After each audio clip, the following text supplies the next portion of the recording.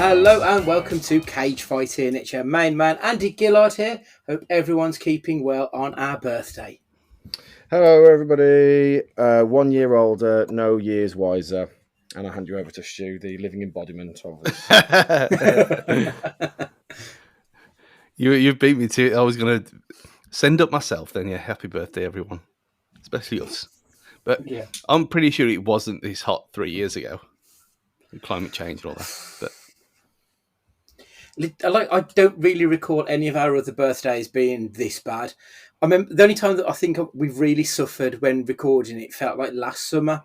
Like last summer felt like hell on earth when we got to August-ish trying to record, because my house, the first floor of my house is a fucking oven. Like, I've got the hatch open to the loft, hoping that some of the heat fucks off up there because it's so warm here. It's ridiculous. I don't know if that works. Well, like, heat rises, so in theory, it should work. But I'm still sweating my taters off, so yeah, what can you do? That's an interesting theory. That like I've said it before. There's a step in my house where you feel the heat go up, and I just went upstairs earlier, but literally just before recording, 9 o'clock for reference, and fuck, it's still sweltering up there. And like, I went out on the lash last night, and I got pretty suitably pissed, and came home, went to bed, wasn't that drunk, had a pizza, and that was that. Came downstairs about 5 in the morning because it was too hot, and I just basically passed out on the settee. But it just looks like, from the naked eye, that I just came in and passed out on the settee, like with a pizza box on me and loads of cans on the floor around me. It looks like a right sorry state, but yeah, wasn't a good look. I had some chocolate liqueur last night. It tasted like, them. I say malted milk, but that's kind of that kind of thing. The ones that you had as a kid, like with the different 3 colours, like Neapolitan ice cream colours. Yeah. But them, it tasted like the chocolate one of them. And it was like almost no alcohol value. Well, obviously there was a value, but it didn't feel like alcohol at all. They'll put it over a big rock, watching Guns N' Roses, drinking that stuff. And I thought, I'm going to get pretty worse for wear in the morning, and I was, for a change, because it's a bit out of the old comfort zone. But chocolate liqueur, I think I found a new thing.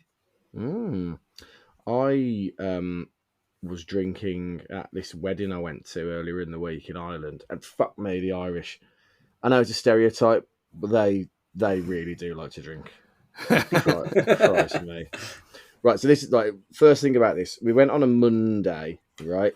And we're there, and we're out in Kilkenny on the evening. Sleepy little town, Kilkenny. I mean, it's got a Boots, so that tells you its status as a place. You know what I mean? It's not like, you get one loaf of bread at the start of the week and then you're fucked. You can't get anywhere else. It's not like that. But it was rammed on the evening. I'm talking, we went to this one bar. There was a singer on, an acoustic singer, who was playing Irish tunes, but in like a country and western style. And then he started playing like your hits. He started playing like Johnny Cash, Elvis. And he goes, "Any requests?" And that was my bad Elvis impression. And then he went, and I shouted "Wonder of You," and he played it. And we're all singing in the bar, arm in arm with the locals, like this, singing "Who Are Up There Are." No, we didn't do that. And then it was rammed. I couldn't understand what was so rammed. Then we went to this nightclub, and it was like being like what word of mouth would be. I had to say it now, or back in the day, like a gate crasher or something in this sleepy Irish town. And I asked the barman at the wedding the next day, and he was like, well, I'll tell you why. Kilkenny relies on its tourism, its hotels, its weddings and stuff like that. So no one can go out on a Friday or a Saturday if you live here. So we all go out on a Monday, because we all have like Tuesdays off and Wednesdays off and stuff. It was just mad. I couldn't believe how busy it was. It was just a crazy, like, I was talking to this guy in this Irish bar. Do you know how we got onto this? Talking to this guy in this Irish bar. I've never known somebody be so drunk yet still stood up completely of his own free will, like not leaning on a bar. Irish again. Yeah. And he was so aggressively, when he found out from Wolverhampton, he was going, "Do you know Derek Dugan? Do you know Derek Dugan?" I was like, oh, a bit more like Kevin Foley, Andy Keogh was more my type. Derek Dugan. He just shouted at me. Whilst he had like the firmest grip on my hand ever. Oh god, it was brilliant. It was such good fun like over there. How did we get onto this? I don't recall. Drinking anyway. I started drinking. I could never stomach tequila. You either like tequila or you like Sambuca, one of the two. Never like. And my mate was insistent on buying tequila. He goes, trust me, just get a little bit of pineapple juice, sack the salt, sack the lime, neck the pineapple juice, necked it. I'm about to throw up, neck the pineapple juice. All the pain goes away. Amazing it was. Yeah. Like, I think, because I always used to say I was allergic to tequila, because every time I drank tequila, I was sick. I think it was the fact that I'd only ever drink tequila once I've had a skinful, so I think that was why. But, like, I've started drinking over the last year or so. My other half's bought me the Rocks tequila to try, and I've had about 4 bottles of the stuff now. I think it's the difference between buying, like, £1 a shot, cheap shite from the Academy or wherever, compared to, like, a good quality tequila. I think there's a world. Yeah, there's a world of difference. But, yeah, a bit of lime and some pineapple juice with it, that's the way forward. So it's like effectively giving like our American friends, giving them Skull as their first lager instead of Madry. Pretty much, yeah, basically. Or like when I would have Blue Lightning, or it was called. What was it called back in the day? That's cider. The cider, yeah, that's my first drink. White Lightning was the one. White Lightning, not blue. It came in a 2-litre bottle. Yeah, for like £1. You know what though? All of the things that have been impacted by the credit crunch and the cost of living crisis, I swear to God, a big bottle of WKD is still only £3. Like the one thing that hasn't been affected by like the cost of living and inflation and everything else. I was in Asda the other day and I saw it and I was like, oh my God, this is still the same price as when I drank it like 15 years ago. What's going on here? Amazing. Speaking of alcohol, have either of you two been to the halls at the Civic or the Civic at the halls, whatever it's called now? Not yet. No. There was a report in one of the local rags. Apparently, they've been charging people £1 for the glass. Yeah, I heard of this. If you take I say glass, it'll be a plastic container, won't it? If you take it back, they don't charge you each time for it because they'll just reuse it. But the problem is, the pint is like £6.80 already. So you're paying nearly £8 for a pint of piss. And then if they haven't warned you or for whatever reason you've dropped your pint, like that's another £8. It's like that's London prices for a pint of that shite. Yeah, and look at it as well. Have you seen these stackable glasses? They're like the ones that... Right, yeah. The ones with the handles. Yeah, you can stack them on top of each other so you can carry multiple ones out. Funny enough, Tara went there on Friday. Right. Who was there on Friday? Poundland. Gary Poundland. Yeah. I don't get that. I've got to be honest. No, don't get it either. No. I don't know. I could have gone, and I'm going. I pre-ordered the Hives album in order to get a pre-sale code because they're playing Wolverhampton. So I'm très excited for that. To be fair. Oh, very nice. When's that one?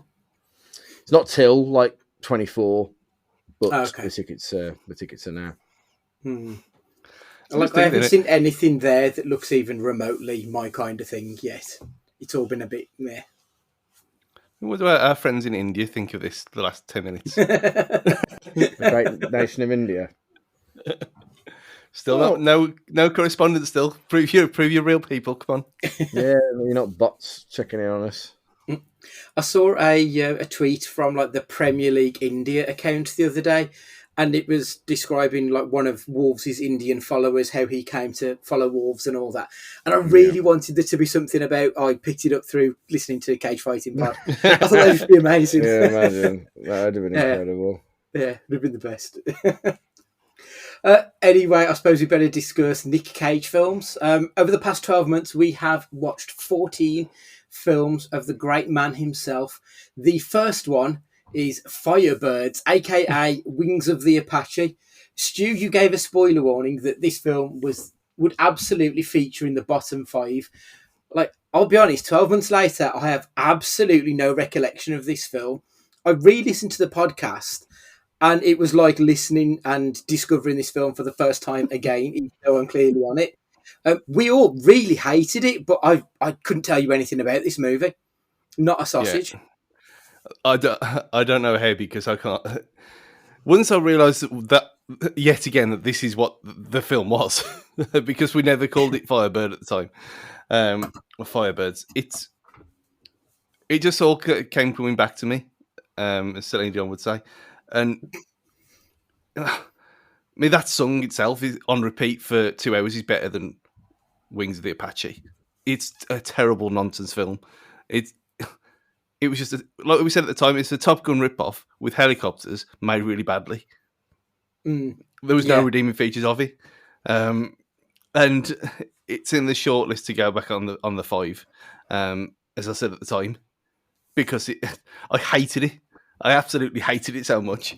And I can't get it out of my head either. But there is competition this year, so it might not get there. It might not. We'll see. Matt, do you remember this one at all, or is it just me? No, I really struggled with this one. Like, I keep thinking I remember some of it, and then I realise I'm thinking about A Few Good Men or something like that. I'm thinking of the wrong film here. Yeah, it was a lot on this list. I had to re-Google because I was like, fuck, I don't remember a single thing about this. Like, what was I doing at the time? Did I miss an episode or something? Because there is some forgettable tripe on the upcoming list of films we watched this year. Yeah. I don't know if this one will feature on either of your lists, but next up was Prisoners of the Ghostland. One of the most uneven films we've watched, but I didn't think this one was forgettable, but I have seen it like 3 or 4 times. Nicolas Cage gets his bollocks blown off. So I suppose, if nothing else, you'll probably remember that scene. I described this one as probably one of the weirdest films I've ever seen, ever. Stu, do you remember that one? Mm-hmm. This is on the bottom 5 ticklers as well.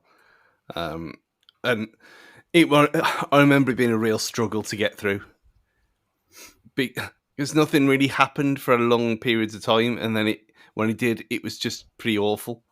There was crazy moments like that, like you said, and there was bits like when they're running about just walking through the town, and yeah, it's.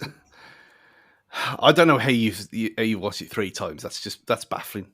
I mean, once was enough, and there was a couple on here that I had to just IMDb check what they were, but then it refreshed my memory and I was okay. But this, like Firebirds, Wings of the Apache, is never going to be forgotten for the wrong reasons. Yeah. Matt, knowing you as I do, I imagine you pretty much hate the thought of revisiting Prisoners of Ghostland. Yeah, it's a shame as well, because like on the premise on the outside, it looked like it was going to be pretty good, and like the idea of it, but then upon delivery, it was anything but. It was just. I can deal with not like Memento, but kind of films being all over the place if it's still kind of entertaining. But this just wasn't. It was just all over the place, and for the sake of it, and it fell into that Mandy category, really. But hey ho, you can't always strike out, I guess. No. Next up was Amos and Andrew. Matt, your good, bad, and crazy was all exactly the same thing. It was the fact that it was a social commentary, that it had an important message. However, that also held back on the comedic aspects of the film. And it was crazy because even 30 years later, it still holds water around racism within the police force. You did point out how much you enjoyed the chemistry between Samuel Jackson and Cage, though. Yeah, Amos and Andrew, do you remember that one, Matt? Yeah, I only have to see the cover, like on when I googled it. But I remember at the time being like, this won't trouble any top or bottom 5, but this would be Europa League places. It was pretty good. I did quite enjoy it. Remember at the time thinking it, but when a film like this has got a proper message, it's always going to help it along, because you've got two actors in it starring who aren't really known for their serious acting chops a lot of the time. I think a casual fan of either will, they'll either think of Pulp Fiction or they'll think of Con Air. Do you know what I mean? So to see them play a role with an actual bit of substance and a really good message, or not a really good message, but a really strong message, was made for a good viewing.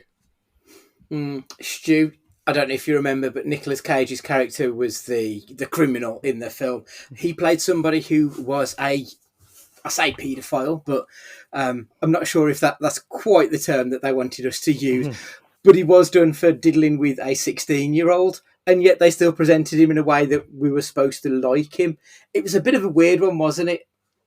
Yeah, it wasn't what we thought it was when going into it. I'm trying to remember what we said at the time. I was very much like what Matt said, though. It's very up and middle of the road, because there was a few good scenes in it, like where he goes upstairs and he's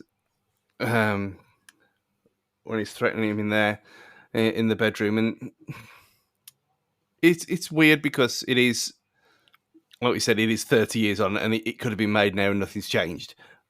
But at the same time, a lot of the other stuff, like you said about the noncery, it's like, it doesn't matter. It doesn't matter. It's fine.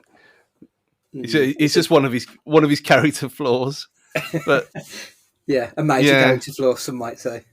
Which, first time viewing it, you didn't really pick up on it that much. It was just more when we started talking about it. It was like more evident then. I was like, you can't really be having it. I mean, your hero being like this, can you really? But yeah, I enjoyed this one, which is more to be said than the other two before it. Absolutely. Rumblefish was the next one up. This one had similar vibes as Wild at Heart for Matt, who said it was too much story and dialogue when you wanted a little less conversation and a little more action, please. Stu, you pointed out how arty it was, but in a rare twist, you actually really loved the artistry of it. I mean, it's not a very Stu Hall kind of film, like I didn't think, but you were quite, you found it quite profound, I think, if I remember rightly. Yeah, this happens every now and again. Which, like, when you try and categorize it, like my hatred of the Banshees of Inisherin, as we've gone on over and over in the past, you'd think if you like one, you like the other because of how artsy they are. But this one, for whatever reason, at the time of watching it, did kind of land with me.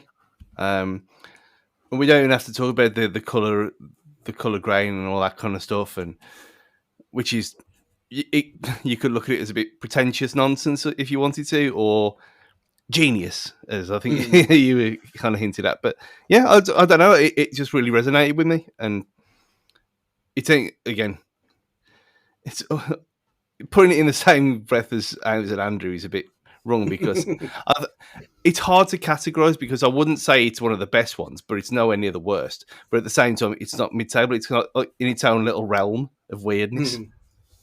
Yeah. Matt, I think you just found it to be arty for the sake of being arty, if I remember rightly. Yeah, it was.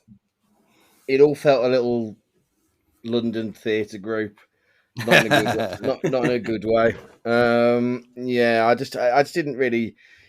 I didn't resonate with it at all. I think I wanted it to be Warriors, and it wasn't Warriors. That was his biggest flaw, I guess. Next up was World Trade Center, a film which was so bland that while me and Matt were talking about the ramifications of 9/11, Stu spent 9 minutes trying to find pictures of some bloke off Crossroads who should have been Bond. And I've immediately forgotten who that person was. Oh, yeah. Jake from Crossroads. Yeah, that was it. Never mind. But yeah, that wasn't a particularly good film, and none of us particularly enjoyed that one. Still, while we were in New York, though, we then watched It Could Happen to You, a film which I think shows that the three of us have softened somewhat whilst doing this podcast, because it was very predictable, run-of-the-mill, mid-90s rom-com that all three of us usually don't care for, but I think we all got the warm and fuzzies watching that one. It was a bit of an odd one. Was this the lottery one? The lottery one, yeah. Oh, yeah, that wasn't bad. It ended up being a lot nicer than I expected. After that one was Red Rock West, a film noir not without its flaws, but again, we all enjoyed a sexy thriller. Then, speaking of sexy, Xander Lee, which I think is possibly the most fun I've had doing a picture pod because the film was utterly baffling. Matt, you said that they were glad they all died in the end because they fucking deserved it. Wow. Wow, how horrible a person I am. You are right, though, because they were all awful, awful people in that film. That fight on the dock. After the dance, after they fucking waltzed together, it was the sex scene, and then he catches the lizard to put out that it was just the weirdest thing ever. But I enjoyed talking about it a lot more than I enjoyed the film, I think. Next up was Unbearable Weight of Massive Talent, a film which is still very fun and funny to watch over a year after its original release date. The Croods, possibly the film which overperformed our expectations the most this past year. I had really low hopes for that movie and really enjoyed it in the end. Although on the episode, the most memorable part for me was Matt reading out the Reddit porn story about Eep. Yes. Leaving Las Vegas. This was the longest picture pod I think we've actually done because we raved about what a great time we had with that film on almost all levels of it, apart from the music, because there was far too much sex jazz in there for our likings. Then we watched Guarding Tess, a film Matt described as just fine. I said it was PH7. It just exists. And Stu couldn't find anything bad to say because it was, even though it was more filler than killer. Then the last two films, I think, could potentially be in some people's top fives, maybe. Joe, we watched. Stu, you said this is one of the best films you've ever seen ever. Matt, you talked about how it fit Cage perfectly as a man who loves a character-driven story. And I think we all said how great the entire cast were in that movie. That was something that none of us knew anything about other than it was a film that Cage loved. And I kind of wish we'd have got to it earlier, but at the same time, I'm glad now that we've got round to watching it because I thought it was a really good, powerful film. And then finally, we watched Spider-Man Into the Spider-Verse. Similar to Leaving Las Vegas, it was an episode where we waxed lyrical about the film. I think we all did ultimately decide, though, it's not really a Nicolas Cage film. He just happens to be in it. So to recap the big question that we're here to answer, is Nicolas Cage a good or a bad actor? Last year we were 80 to good and 64 to bad. So Nick was sitting pretty at that time. I was on 27 to 21. Stu was 29 to 19, both in favour of good. And Matt couldn't make his mind up with 24 apiece. After the 14 extra films on top, though, there's been a few changes. Oh, hang on. How many have we watched? When they say it takes you 1,000 hours to master something, or 10,000 hours, or whatever it is. Just bear with me while I'm opening up the spreadsheet because I seem to have closed the wrong one for some reason. So when this opens, I will tell you how many we've watched. It's going to be close to 60 odd. Bloody hell. That's insane, to be fair. Right, okay. So we have watched 62 films in total of his. Yeah. That's not including the odd random fucking Zack Snyder bollocks we've watched or Tom Hanks Cocktail. this year. Or Cocktail, yeah. So after all of the views have been totted up, he's actually ended up having a very good year. Other than Firebirds, where all three of us said he was bad, he's only got one other bad performance, which was from me in Amos and Andrew, because I did feel that anyone could have really played his role. He didn't bring anything about him. All of the other performances he's got have been good this year. So that leaves us with 115 to 68 in favour of good. I'm 38 to 23. Matt, you're 36 to 25, and Stu is 41 to 20. It's almost pretty much a foregone conclusion at this point how much that like he is genuinely a good actor. And I know this was always going to be a bit of a joke anyway, really, to just for us to discuss the film, but he's running away with it at this point. Right, so top fives first up. My top five of last year, from 5 to 1, was Mom and Dad, Raising Arizona, The Rock, Bad Lieutenant, and Pig. For me, though, I think there's only one film.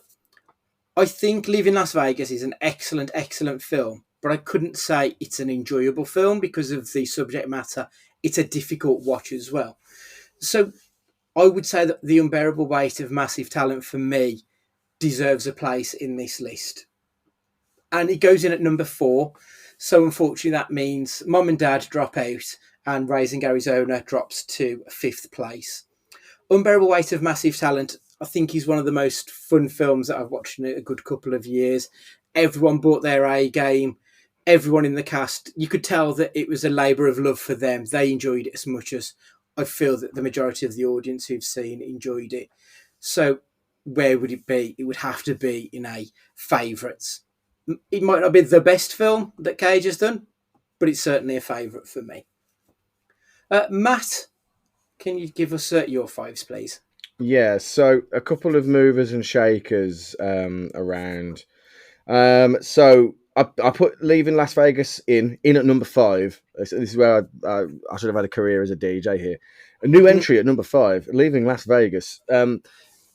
Where you like found it uncomfortable, I found it uncomfortable in a I can't keep my eyes off the car crash and quite enjoyed it kind of way. Yeah. And I just think it was just something about it that that really spoke to me, I guess. I just really loved the film. I thought it was excellent.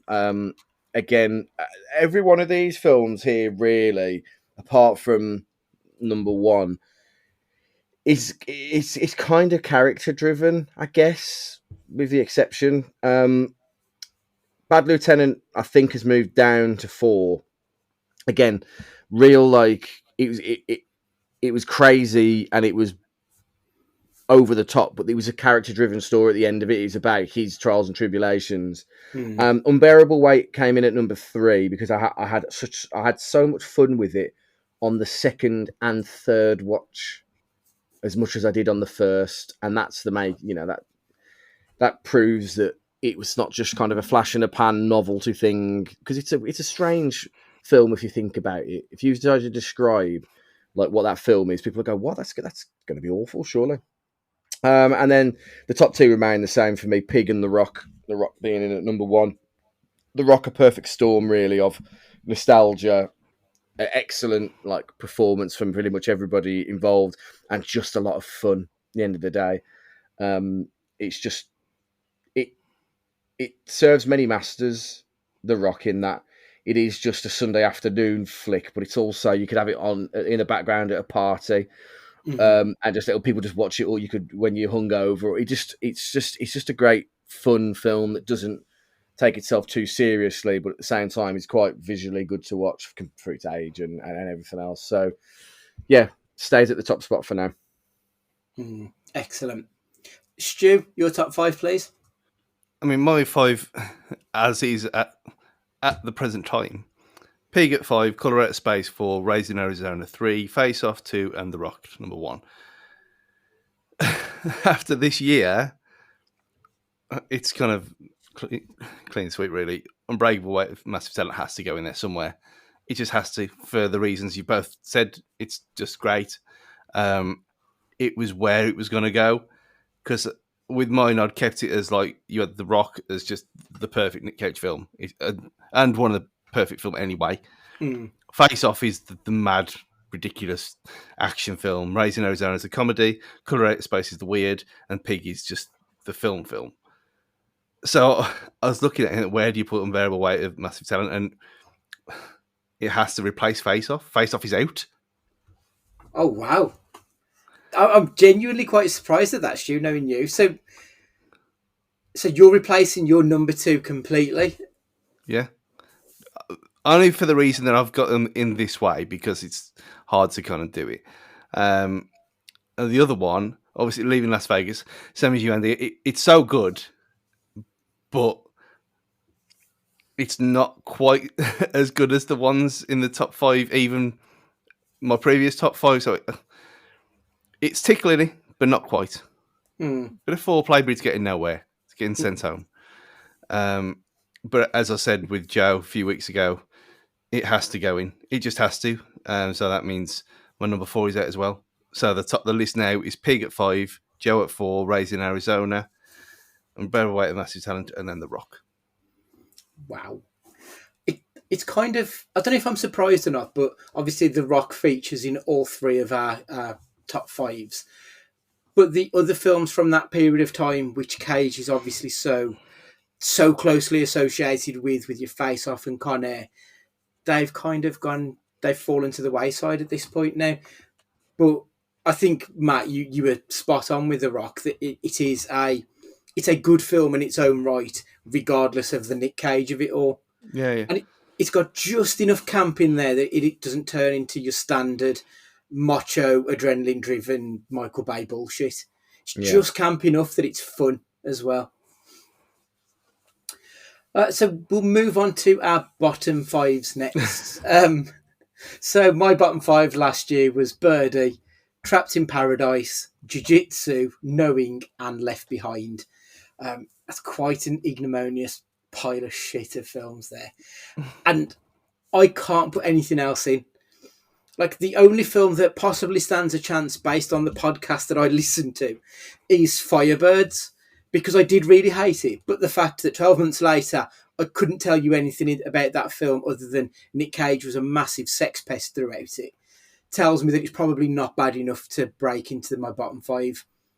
So I think I'm going to keep my bottom 5 as is, to be perfectly honest, because I still remember Birdie. I remember how that film made me feel and how angry I was watching it, because it was dross. Trapped in Paradise, like, Dana Carvey can just fuck off. That's the worst acting I've seen in any of the films we've watched. Jiu-Jitsu was just inane. Knowing, I mean, just listen back to the podcast. I ranted quite a bit. And Left Behind is probably one of the worst films I've ever seen, ever. So yeah, it's staying as it is for me. No changes on this year.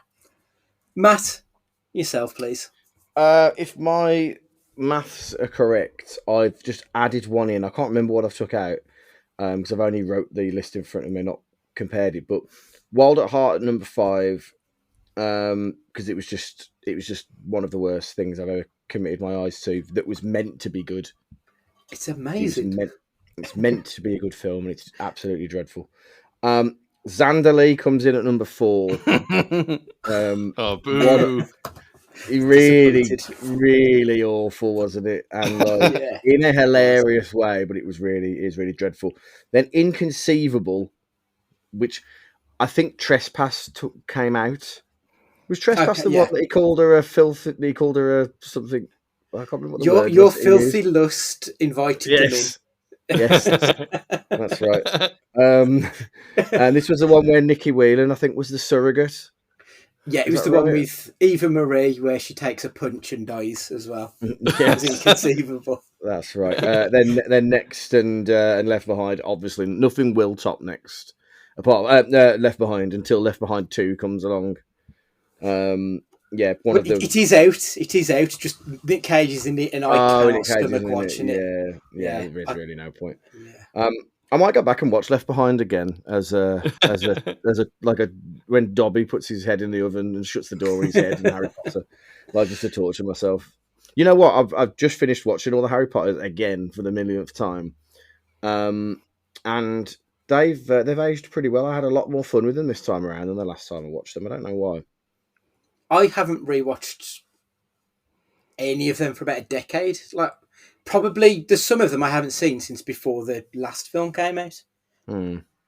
Yeah, I don't know. Like, I feel like the more recent ones might be okay still. Yeah, they are. But I don't know, the first ones, I don't know. Like, the first ones weren't good when they were out, so I can't imagine they're going to have got better. They're terrible, but you can have fun and laugh at them now. They're just good. They're good films to quote all the time as you're watching them and make fun of them. Yes. I think that's probably why I stopped at 4, really, because I just had enough. Yeah, So I that's have fair. got four of them and the other ones to watch. So, and they're sitting there, as I've said many times, but it was Indiana Jones to watch this week. So that's not going to be, it's not going to be done Yeah. anytime soon. The only highlight of rewatching the older Harry Potters is to just talk along with Severus Snape, pretending that you are Alan Rickman doing it. That was the only good point. But even rereading the books in his voice was almost worth it. Anyway, Stu, your bottom 5, please, mate.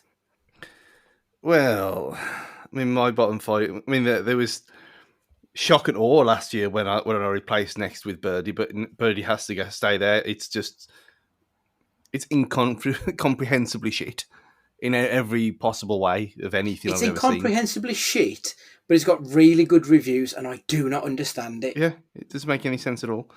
So as it stood last year was Pay the Ghost, which Left Behind, World at Heart. I think I might watch that again, and that might change, but because I think I might have been a bit hard on that, but we'll see. Next and Birdie, but Pay the Ghost this time I had to look it up. So for that reason alone, it has to drop out now, because if it's not shit enough for me to remember and hate it, then it doesn't count. Mm-hmm. And then I remembered it. I thought, oh, it was that one. So Pay the Ghost is out. That top 4 of awfulness is going to be hard to break unless I change my mind at World at Heart, but I don't think I will. And like you said, Firebirds is the obvious one to go in there. But even however bad it was, and it was bad, there were still helicopters, even though the same shot went round over and over again. and it was a Top Gun clown or whatever. Prisoners of the Ghostland was just the one that annoyed me the most, and the fact that I had to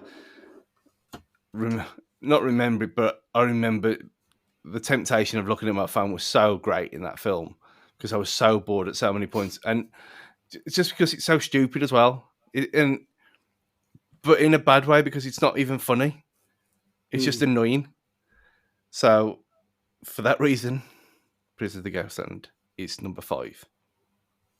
Oh. Yeah, I can't argue with like any of the choices that have been slipped in the bottom of the 5. There's some real dreck in there, isn't there? But I think moving on to like the final category. Last time out, we spoke about a few films that we shouldn't like, but actually did. And I feel like there are a couple of films in the last 12 months that we've watched which do fall into that category for me. So of the previous 40-odd films that we watched, I highlighted Wicker Man, City of Angels, Inconceivable, Trespass, Vampire's Kiss. They were all mostly terrible films, but I had a lot of fun talking about them, which I think is half of the battle. But I think in the last 12 months, there's 2 films in particular that stick out for me that fall into that category as well. It's not really a top 5, it's just films in general. So like, yeah, It Could Happen to You is absolutely a film I should hate. It's saccharine sweet nonsense. It's not an anti-Gillard film at all. But I have watched it like a couple of times since we've done that podcast. It's surprisingly nice, and I did enjoy myself watching it. And the other one is Xander Lee, because it was so awful. Like, truly terrible. But it was the funniest shit ever. Like, it just remembering Matt referring to him as Shinsuke Nakamura when he comes in at the beginning. And just all these bits about the film just keep flashing back to me. And I can't hate the film because I had a real laugh talking about it with you guys. So that's another film that I think I sort of hold dear, even though I should probably let it go. Matt, have you got anything that you shouldn't but do enjoy? It Could Happen to You exactly for the reasons you said, and the Crudes really. Like, it's just that it had no right to be as good as it was, and I really did have a good time with it. And I just don't know if it's out of stubbornness, but you know, kids animated films, generally speaking, I'm not usually that down with. But it was a delight to watch. Really enjoyed it. I think I watched it like a couple of times over the course of like. I watched it for the podcast, then watched it with Sam, and she loved it as well. Brilliant. And the thing with the Crudes, as you say, it is predominantly a kids' film. It doesn't have a lot of jokes for adults, and plus it's got Ryan Reynolds in at a point in like our lives where Ryan Reynolds is a bit ubiquitous and is kind of grating. Mm. So for that one to like shine through, I think is a testament to actually how good the film is. Stu, have you got anything that you would highlight as being better than you expected? I mean, the three that you've both just mentioned there, exactly the same reasons. Xander was fucking crazy. It was. I mean, I can't, it was one of them where when I finished watching it, I thought this is either going to be half an hour or 2 hours long because there was so much to talk about. But at the same time, we could have just skipped everything because it was so diabolical. It could happen to you was just, I think, a moment in time for all of us. And it is just, it's magical in a way, that film. There's just something about it. It doesn't make any sense. It just, because you could put that, if you put that at Christmas, it'd be a 10 out of 10.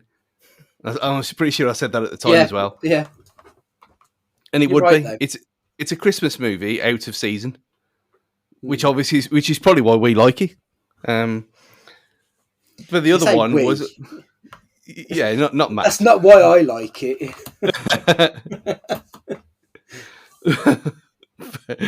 The other one was Guarding Tess, and again, I went through periods of when I was watching it, I didn't like it, but then the more I thought about it, the more I actually did like it, and the fact that it was actually quite cool, and the whole dynamic between the two of them, there was just something about it, and when you in a rare moment of clarity, I watched the trailer afterwards, and it made me want to watch the film again. Even though I knew exactly what just happened, but yeah, there's something about that film. I can't rate it that much, but I did enjoy it. But it has kind of sat there in the back of my mind for a little bit as well. So yeah, them three. That was a strange one, though, I think, Guarding Tess, because it looks like it's going to be really lowest common denominator stuff. But it did actually have a little bit of heart to it at the end of it all. So, yeah, that was a surprisingly better than expected. But was still a bit dull at the same time as well. Lovely. So that's our top fives done. We'll be back in 12 months to tell you what we think of the next, what I presume will be another 14-ish films. We'll have to find someone else to watch for the other few weeks of the year anyway. Let us know what you think. What are some of your favourite Nick Cage films? Get in contact with us on the Twitter at CageFightingPod or emails to cagefightingpod@gmail.com. For the next couple of weeks, we're going to be doing a look at the first 6 months of 2023, giving you a bit of a half-term report, I suppose, bit of a, as the kids are breaking up for school, we need to review it in those terms. And then we'll look forward to the final 6 months of the year, what should be due out on the cinema and small screens. Just off the top of your head, anything due out in the next few weeks that you particularly fancy? Stu, you mentioned Indie.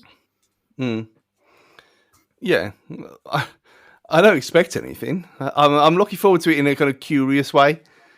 Just because, I mean, I do like them. Even Crystal Skull is awful, and there isn't many redeeming features about it, and the CG monkeys not being one of them. But again, I haven't watched it for a long, long time, so I'm going to be kind of interested when I watch it this week, because I ain't going to watch it till the new one, so probably a week on Monday. Yeah, probably a week when this goes out. So next Monday, Tuesday. So, but yeah, I'm just curious because I do like Indiana Jones, and obviously the new Xbox exclusive game as well that's coming out in the next 2 or 3 years is interesting. So I've never played an Indiana Jones game at all.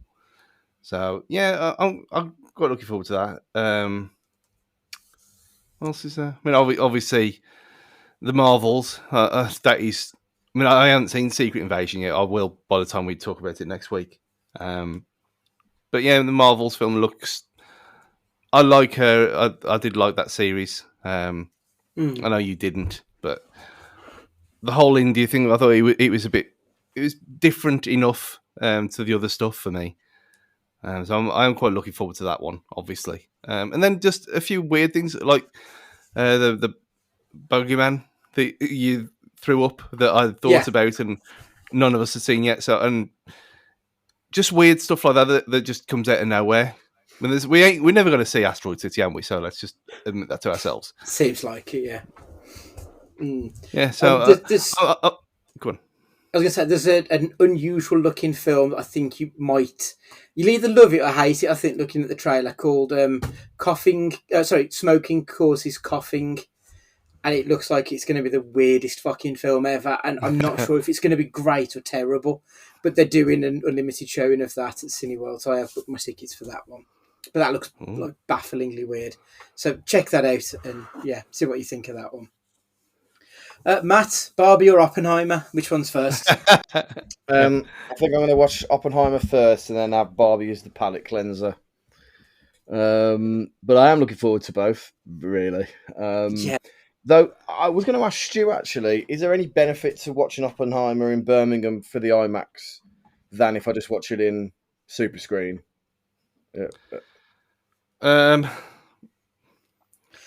It's made for IMAX, so I'd imagine so. Yeah.